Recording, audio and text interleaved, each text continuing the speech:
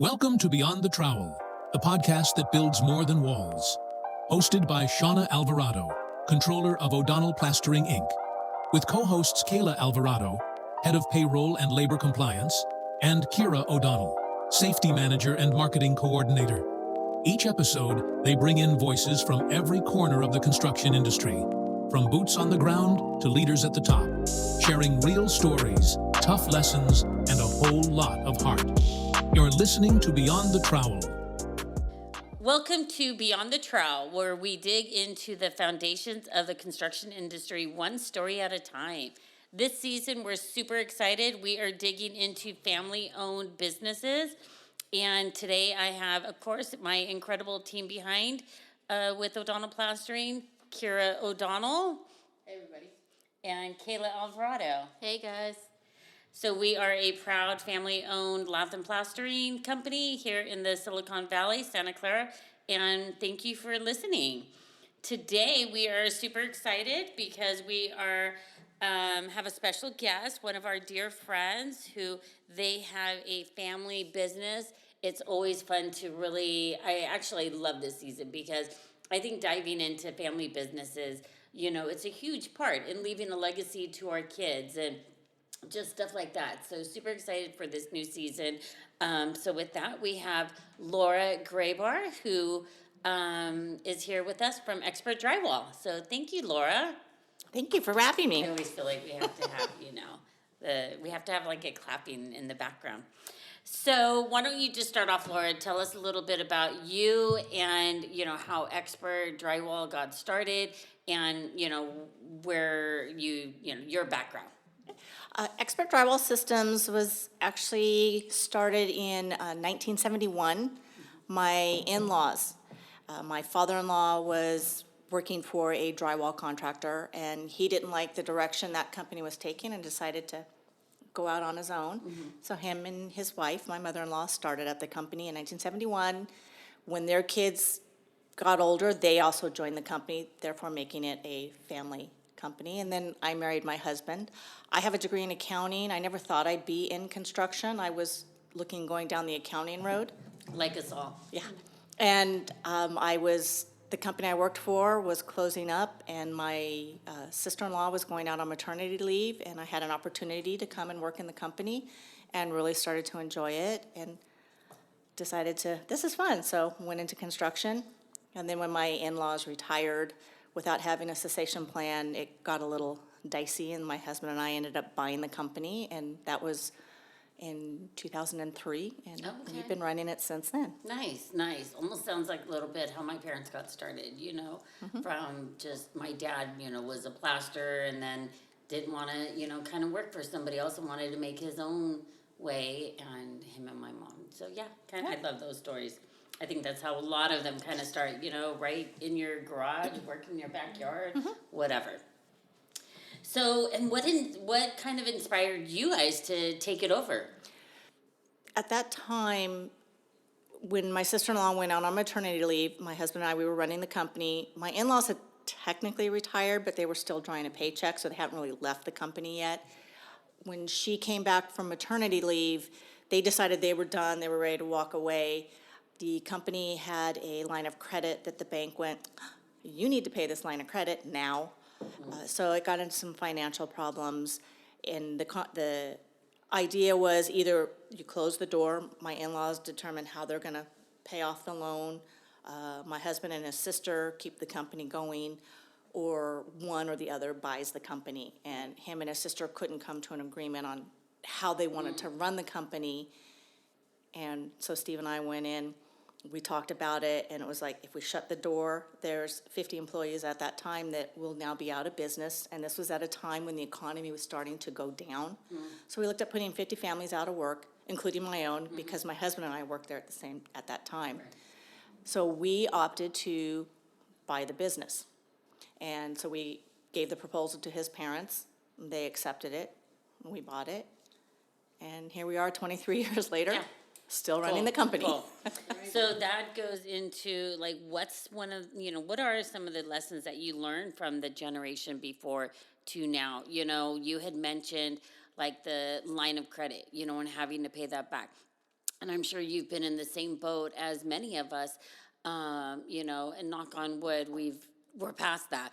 But man, I remember, my parents struggling, as well as, even when I'm doing payroll back then, it's like, oh my God, do we have the funds coming in? How are we going to make payroll? Are we getting that check? Losing that sleep. I think just any business owner out there can relate to that. And still does. We still have those moments where if we Yeah. ramp up too hard, money goes out real fast and it comes in a lot slower. Yeah. So we still have that cyclical, money's in and out, and sometimes it Yeah. doesn't come in as fast enough.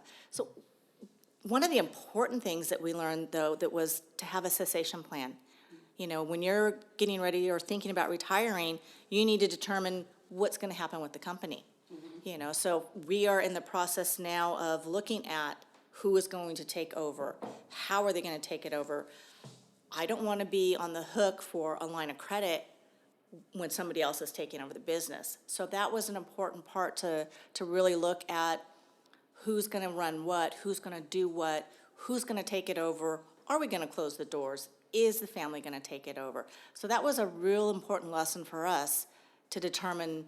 We wanted to keep the company going. We have employees that have been with us for a very long time, 20 plus years. We want to make sure they still have a company to work for. So that was our big takeaway, was to run the company, but yet set it up so that it would continue to run after we decide to retire. Okay. So going to the next question, how is that legacy going to continue?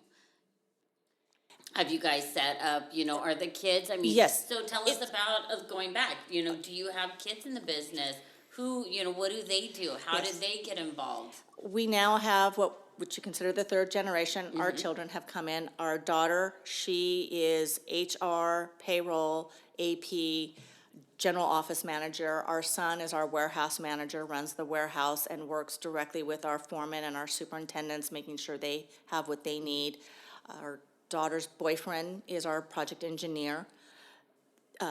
These are the three that we're looking at to carry on the business. We have brought in an employee from the field that's been with us 21 years. He will be stepping in as the president and help run things until our children, our adult children, are ready to take over. The big thing you have to really look at is communication. Talk to them. Do the children want to?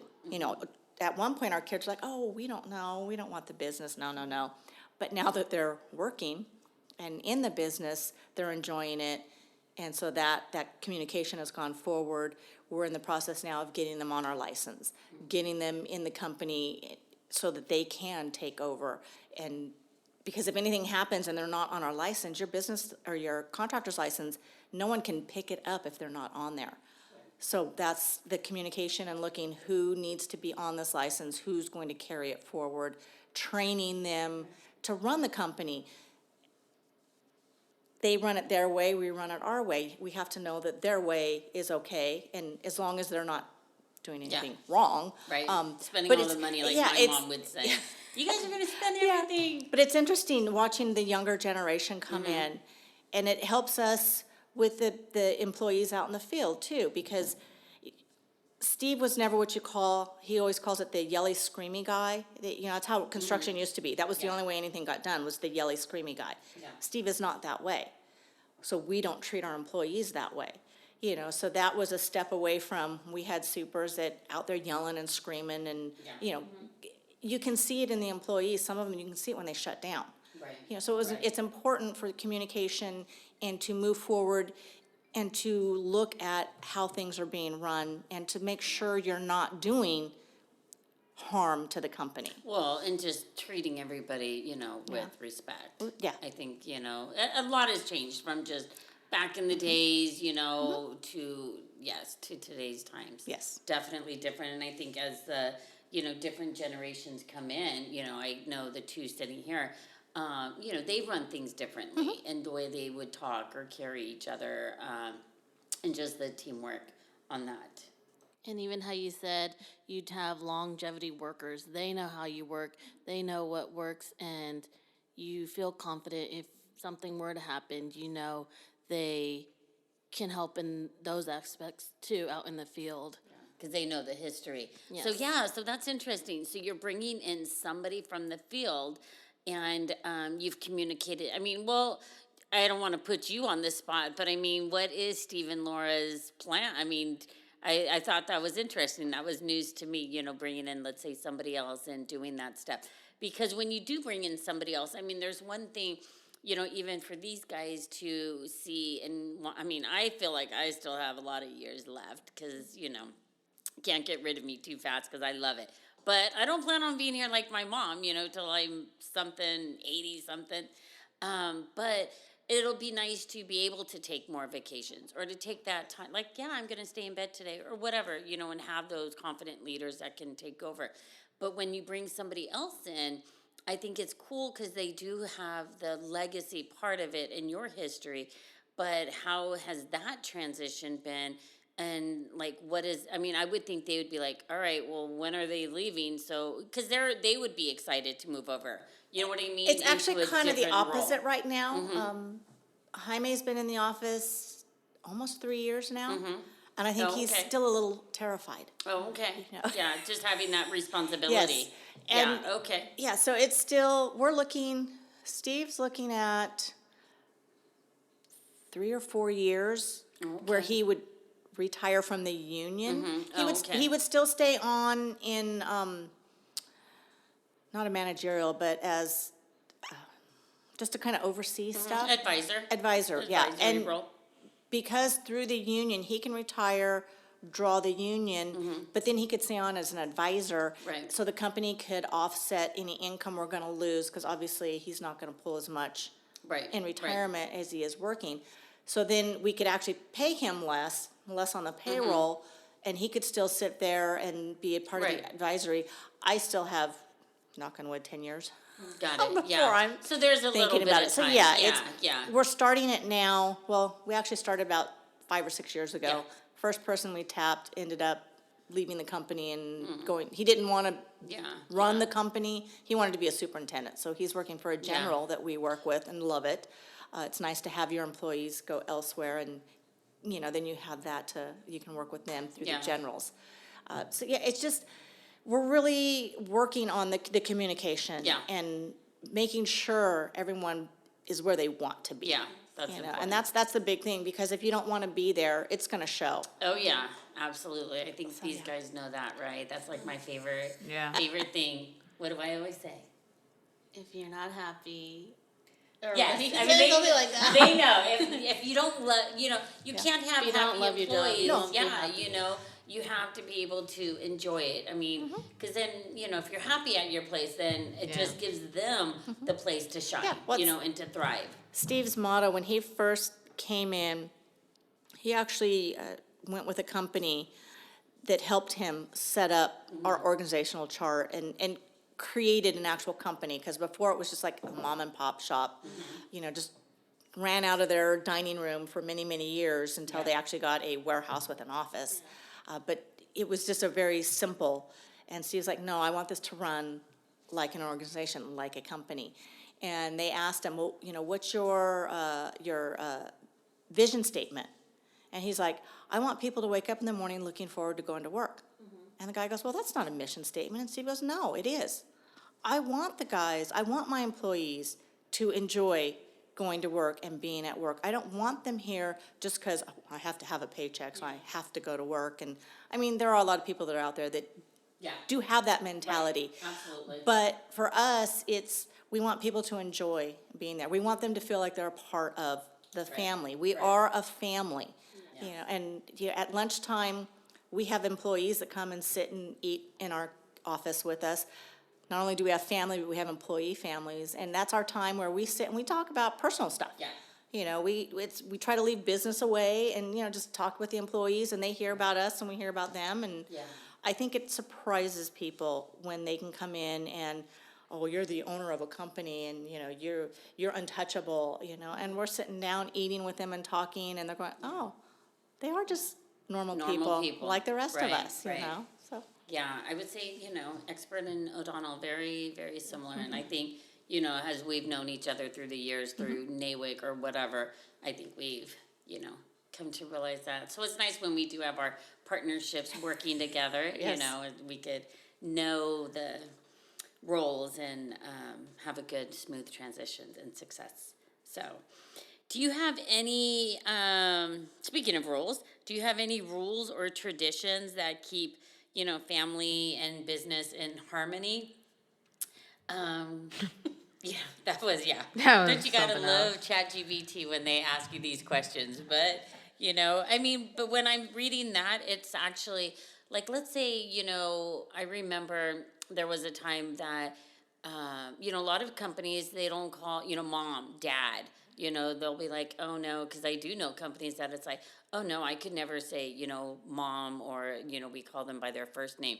And my dad always had these nicknames for all of us. And so if my parents ever call me by my first name, then I know I'm in trouble. So they don't ever call me by my first name. And my dad used to, like, again, have nicknames. So Kayla, her nickname was Cruella. For all the viewers out there and listeners, her nickname's Cruella. But so he said, oh no, Kayla, I can't call you that. That doesn't sound professional. So I'll call you Kayla while we're, at work. And I think that lasted I don't even think it lasted an hour. Yeah. I think less than that. It was like maybe the phone rang or he needed something. He's like, forget it. And so how's the dynamics in Expert, and or as well as keeping family, because it's not all rosy glasses. We do have arguments. We have a lot of arguments. And when we say, always love your job and come to work happy, no, that, 90% of the time, yes, but that 10%, we have a very big argument. And it's that night that we're having a family dinner, So how do you guys balance that? It's very difficult because it's, we talk about, you leave work at work and you leave home at home, but it does not work that way. Home comes with you. So we don't purposefully separate it. There are times where if something's going on, it's like, okay, I'm done talking about that. It's communication for us. Okay, we've dealt with that. We're going to table that for right now. We'll talk later. You'll hear a lot of that. I don't want to talk about that right now. We've also started where we're asking each other permission before we start bombarding them with stuff.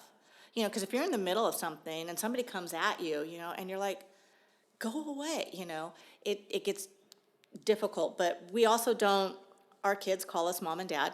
It's not Steve and Laura. Occasionally we'll use our nicknames for our kids, but not if we're talking to them in front of other people. We usually use their names. Very rarely will our kids call us by our name. It's always mom and dad. I worked with my mom before in a chiropractic office. Yeah. And I always tried to be professional and use her name. And there was no one in the office at one time. And then somebody came in, I didn't see him. And I looked over and I said, hey, Mom. And the patient was like, I didn't know you guys were mother and daughter. Yeah. But because it is a family business, it's very difficult to shut that off. So our thing is communication. If something is said and it bothers you or it upsets you, let me know. Yeah. Because if I'm treating you as an employee and I'm not wearing the, quote, kid gloves, I could say something that can upset you. You need to let me know. I'm not trying to upset you. So it comes down to communication and talking, and it's because it's so difficult to go, okay, we're at work, so we can only talk work stuff now, or you get Or home. you go home and you don't want to Yeah. talk, but it still comes up. Exactly, because it does. We'll be sitting outside.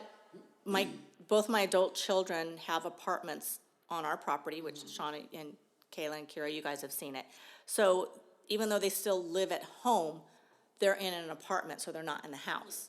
But sometimes we'll be sitting outside at night, we'll be sitting back and relaxing and talking, and something about work will come up, and we'll discuss it, and then you move on.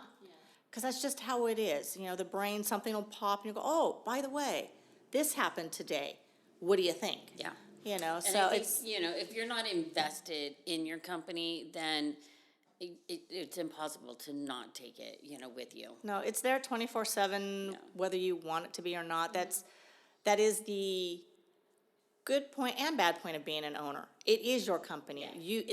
The buck stops with you. Right. like you said, Shauna, I do have those sleepless nights going, oh, we got a big bill coming up. Oh, it hasn't been paid by the general yet. I don't have the money. You wake up at 2:00 in the morning going, how am I gonna, and just having Steve or having the kids and just say, hey, I'm a little stressed right now. Yeah, and my daughter, she's one of those, oh, Mom, don't worry about it. It'll work itself out. Right, And it right. does, And it but, does, it does, yeah, but you know. it's nice to have that Yeah. where I can bounce something off of them Yeah, and they don't take it personal or, yes, yeah. so yeah. So how has the company adapted to changes in the construction industry? So, we all know where the legacy started and where it's heading. So how have you guys adapted to the change of the involving industry? That's a good question. Like I said, this company started out as a mom and pop shop in my in-laws' dining room. When Steve and I took over the company, they had actually moved the office back to their house, into their garage, because times were tough and money was tough. We actually did move it back into the office back into the warehouse, because we wanted that break between home and the office. But you have to keep abreast of what's happening out in the construction industry and knowing when to make changes, knowing when, oh, that's just a fad, it's gonna go away, or no, that's a great idea, we need to, so it's, with the younger generation coming in, they also come in with ideas. You get younger employees that, hey, we learned this in school and let's check it out. And, you check it out and you go, hey, that really works. So it's just keeping yourself abreast of what's happening out there, what's gonna work for your company and what's not gonna work for your company, because not everything works for everybody. Right. One of the big things, a lot of people are talking about, Dusty the robot, because he does Yeah. does layout. It does, but there's certain circumstances you need to have for that to work. A lot of times, we're in very small rooms, there's debris on the floor, it's a really quick job. You don't have time for Dusty the robot to, you can't clear out the floor and let him come in and do, so it's, a lot of the newer stuff that's coming in doesn't pertain to a lot of our jobs, because we do small, quick turnaround jobs. So just, keeping abreast of what's going on out there and knowing what will work for you and what won't and why it won't, so that you can explain why you're not doing that. Right. So what, brings to the next question on how, what's the secret sauce? What keeps you competitive with, bigger and corporate firms?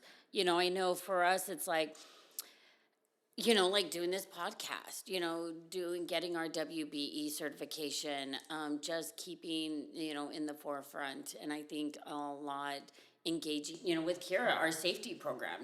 We just celebrated 3 years. Woohoo, O'Donnell Plastering, big shout out. Yeah. So, just stepping up our game in, I think, little different aspects of it, as much as we can, being a smaller, shop. But, you have the bigger, corporations, a lot of the drywall companies, trying to take on, lath and plaster.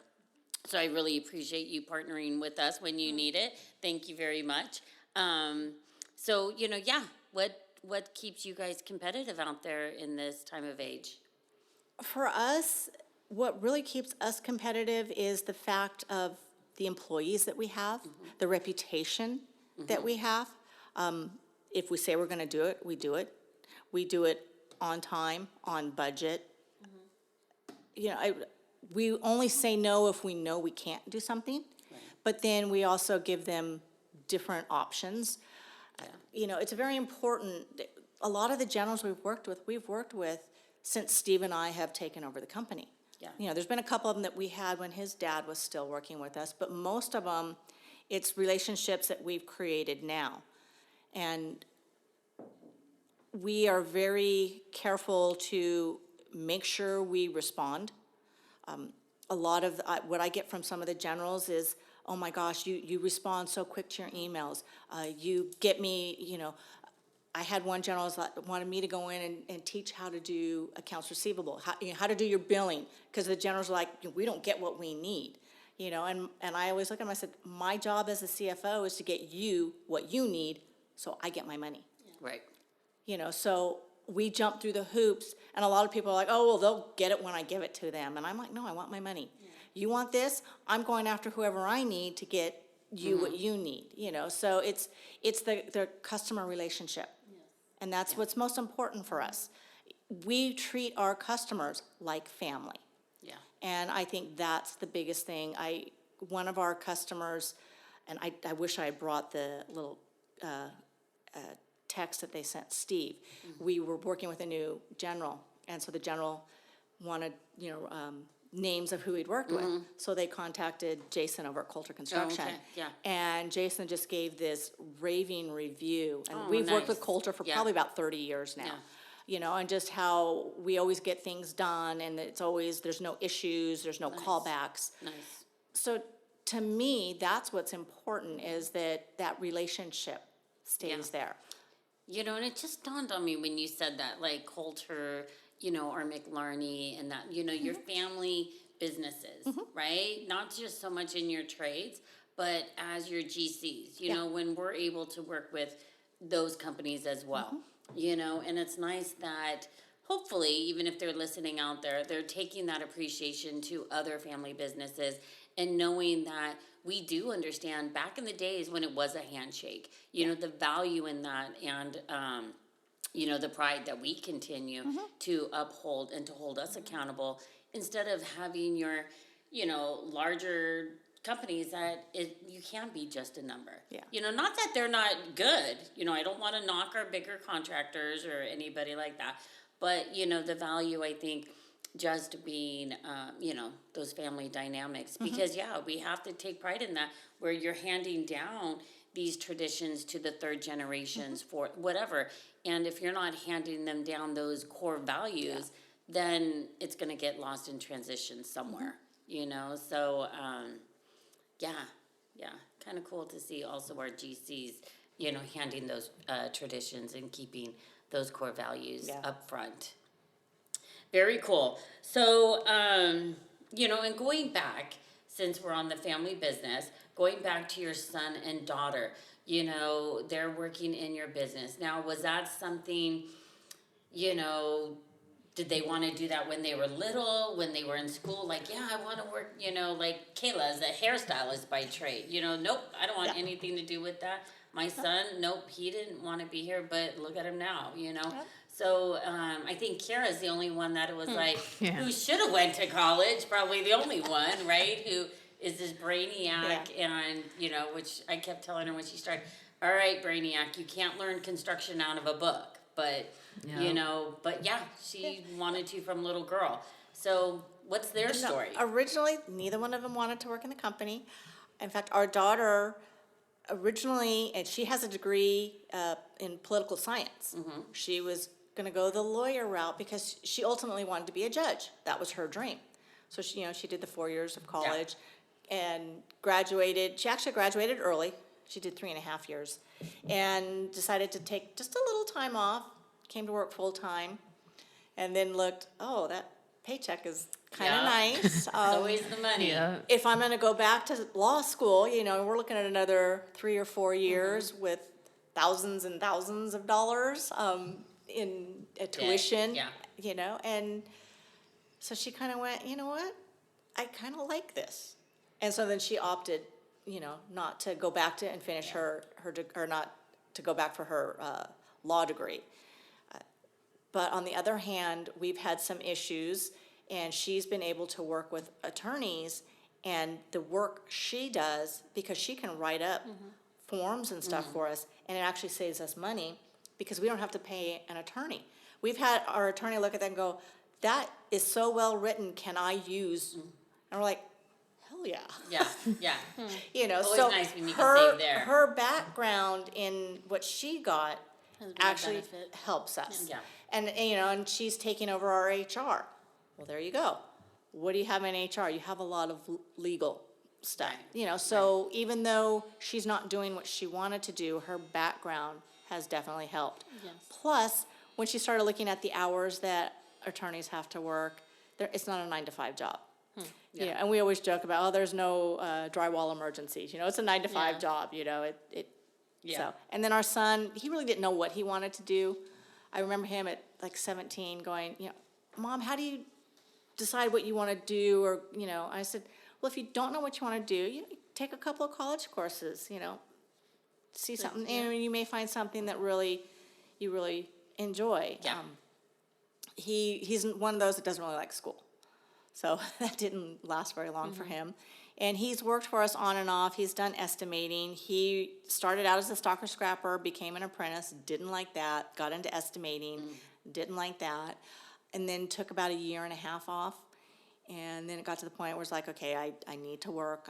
I need to come back to work. And he approached us instead of us telling him, you have to work, do this. Yeah. So he came to us and wanted to do the warehouse because we'd been trying to find somebody to run the warehouse for us. And it's a hard job, it's really difficult. And so he came to us with that idea, and we're like, sure, let's do it. Because my mind, I was thinking, we could.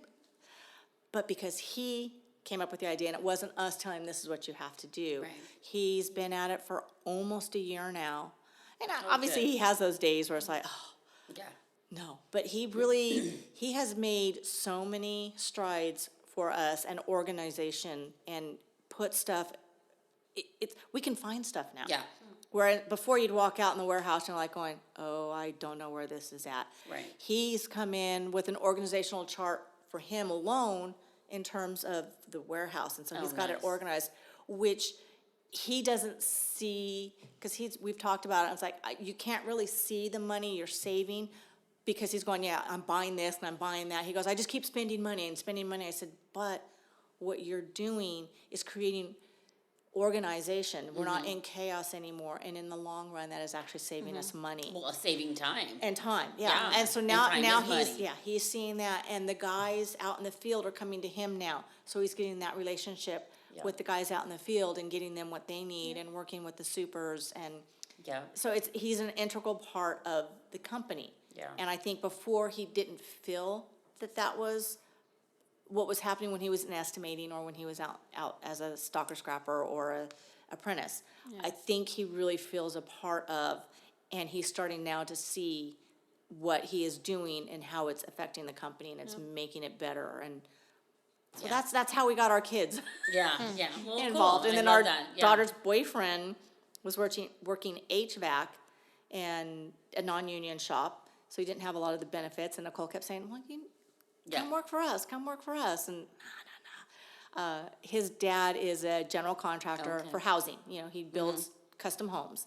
So Callum has the experience. He's worked HVAC for 4 or 5 years before he came to work for us. He worked with his dad, so he knows how to read blueprints. He knows construction. He understands it. Good. So we brought him in as a project engineer, which we'd never had before. Okay. And that really helped and took a lot off of Steve's shoulders. So just creating these positions, and once they're created, letting them run with it. I don't micromanage anymore. It's like, you think that's going to work? Go for it. Let's see how it works. If it doesn't, we'll try something else. This is your job. Finding you make their it. spot in the company. Yes. So I think backing off and just going, here's your position. Do it. Yep. So Cool. Wonderful. So what is one project that stands out for you that's truly meaningful, whether it's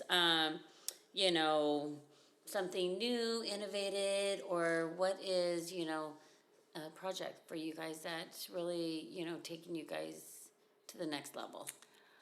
that's a hard one, and we've been in the business for 23 years. My husband's been in it since graduating high school. So Do you guys mostly work on commercial? we are, yes, commercial, but under the commercial umbrella, schools, hospitals, TIs, new builds. See, I call that all commercial. Yeah, the only unless thing it's we a don't custom do is residential. apartments and houses. Unless it's mixed Okay. use. We can do mixed use when there's apartments above and businesses down below. Oh, okay. But in terms of the way our insurance works, we can't work residential only. So anything and everything under the commercial umbrella. So we've done so many different types of jobs. One that stands out in our mind, and you guys were on it with us, Artemis, where they had to raise the roof like 40 feet. Yeah. And that was fun to watch. Oh, okay. And just go in and see them lifting it up every couple of days they would go up a little bit. Okay. Because they had to there was 2 different warehouses, and one was higher than the other, and they wanted the roof line to be equal. Okay. And you guys did all the Yeah. plaster work on the outside for it. And that Well, was not for for us, but McLarney. it's for McLarney. Yeah. So that was a very interesting job to see how they do that. Namco was a job that we really loved, and it was very complex because they had compound radiuses where the wall, not only did it dip in, but it curved. Oh, okay. You know, so getting that opportunity to play with and making, we call it art. Yeah. You know, it's a wall, yes, but it's art. Right. Unfortunately, they moved out and went somewhere else, and so all that got tore out. But we do have pictures of it. So it's, you know, we've done hospital Yeah. work that can be very fulfilling. So it Yeah. just, each project is kind of special in its own way. But for us, we really like the ones that are more complex because it gives our guys an opportunity to be more artistic And a and to little show their challenge. skills. And Right. yeah, it's, you know, it's boring if you're just putting up Right. straight wall, wall, yeah. 24 hours, you know? It's Yeah. like, so it gives them an opportunity to grow and stretch and learn Absolutely. skills. So Yeah. those jobs tend to be a little bit more, Cool. All right. And if you could, 2 last questions. What kind of legacy do you hope to leave, both in the structures you build, which I think you just touched on that, but the family history, the story that you want to continue, you know, throughout your kids and Expert Drywall? What is what kind of legacy do you want to leave? I would like to leave the legacy, I would like the third generation and anybody that comes in with them to carry on the, how do I word this? We are so oriented towards our jobs and our generals with respect and making sure communication and the jobs get built properly. And you don't have to go back and fix things. And so for us, communication and respect, and I hope that my kids are picking up on that. And there shouldn't be any reason why you have to be that yelly, screamy person anymore. And you do still see it out in the field every once in a while. And we've had supers for generals that lose it and start yelling and screaming. Right. And, you know, so I hope that they can learn how to communicate without having to belittle somebody or yell at them or make them feel less than, Got it. and yet still build these projects Right. that people can use and enjoy, Yeah. and then creating a lifestyle for families so that they can work and live in this area and raise their children and have a productive lifestyle. Right. So that's Right. kind of, that's all we're looking for, you know? Yep. So going on to that, you know, I tremendously thank you. Thank you so much for, you know, sharing your story with us. Expert has been around forever. We value our partnership with you. Thank you very much for that. You know, and it's clear that you've built, you know, it on a communication, the respect, you know, the legacy. And yes, very, you know, thankful that you're here, and thank you and Steve for continuing our industry, making it grow. So to our listeners, if you enjoyed this episode and our previous ones, be sure to subscribe and check out more stories from the builders who are leading with, you know, their legacy and leading it with, you know, our family business segments. And if you want to be on our podcast, please reach out to our ODP team, Kira, Kayla, or myself. And until next time, keep building what matters, and find us on all the social media platforms, right, Kira? Which ones? You can find us on Apple Podcasts, Spotify, YouTube, Amazon Prime, and that's probably about it. Yeah, well, that's cool, you know, so, yep, so be sure to, you know, again, if you want to be on our podcast, reach out, and thank you guys for your time. Keep it safe. Thanks for tuning in to Beyond the Trowel, a podcast by O'Donnell Plastering Incorporated. Whether you're in the field or in the office, keep building, stay safe, and we'll catch you on the next one.